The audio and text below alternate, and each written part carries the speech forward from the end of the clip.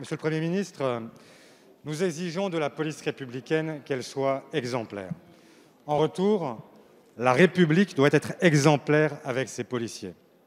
Ils nous protègent, nous devons les protéger. À défaut, nous manquerions à notre devoir, celui de garantir l'autorité de l'État.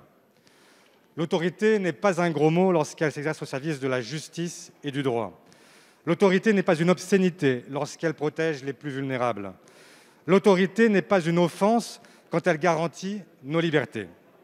Cette autorité est menacée chaque fois que les meurtres sont banalisés, lorsque les agressions, les intimidations sur les policiers, les gendarmes ou leurs familles sont négligées.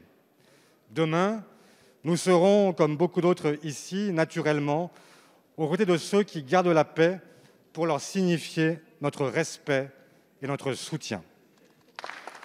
Mais les mots ne suffiront pas davantage que la présence incongrue de votre ministre de l'Intérieur. C'est le continuum police-justice-pénitentiaire qu'il faut revisiter. De ce point de vue, la logique du Beauvau de la sécurité manque sa cible en n'associant pas l'ensemble de ses services publics.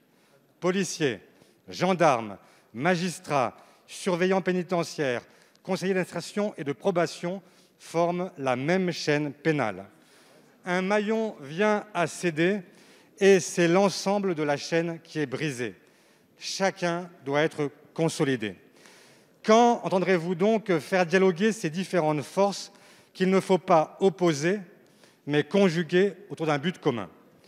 Les policiers, bien qu'acteurs déterminants de la réponse pénale, sont trop peu associés à celle-ci. Les contraintes procédurales ne se sont empilées, identiques, quel que soit le niveau de gravité. Comment et quand comptez-vous agir? Je finis, Monsieur le Président. La sécurité est un bien commun.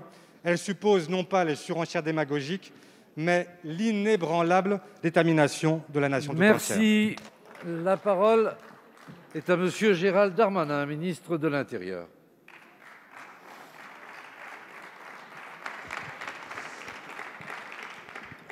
Monsieur le Président, Mesdames et Messieurs les députés, Monsieur le député, nous partageons beaucoup de ce que vous avez dit, tant la police républicaine, la gendarmerie nationale sont, à travers les différents gouvernements, à travers les différentes majorités, les vigies de la sécurité publique, les protecteurs des libertés fondamentales et finalement les premiers acteurs sociaux d'un territoire, puisque la sécurité, c'est évidemment la protection des plus faibles, ceux qui n'ont pas les moyens de se payer cette protection privée que nous ne souhaitons pas voir être la réponse d'une partie de nos concitoyens aux difficultés, à la violence qui peut toucher nos sociétés occidentales.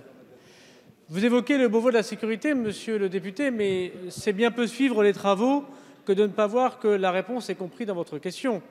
Vous êtes pourtant représenté par un parlementaire socialiste présent à ces travaux. Je pense notamment à un sénateur qui pourrait témoigner que justement, au moment où nous parlons de tous ces sujets, avec le garde des Sceaux, l'autorité judiciaire est particulièrement mise en avant dans les relations avec la police et la gendarmerie. Le garde des Sceaux lui-même sera présent, n'hésitez pas à le consulter, le garde des Sceaux lui-même sera présent la semaine prochaine avec les organisations syndicales de la police, avec les représentants de la gendarmerie, avec les élus locaux, dont je rappelle d'ailleurs que la première adjointe au maire de Dijon, qui a été désignée par M. Rebsamen, qui je crois est de votre famille politique, participe activement. Et je remercie d'ailleurs le maire de Dijon d'avoir pris soin de souligner le travail important que nous faisions, à la fois dans la lutte contre les stupéfiants et dans le soutien qu'il fait, malgré nos différences politiques, à l'action du gouvernement. Voyez, monsieur le député, je crois qu'il est important en effet de soutenir la police, et si je puis me permettre, il faut le soutenir tout le temps et à tout moment.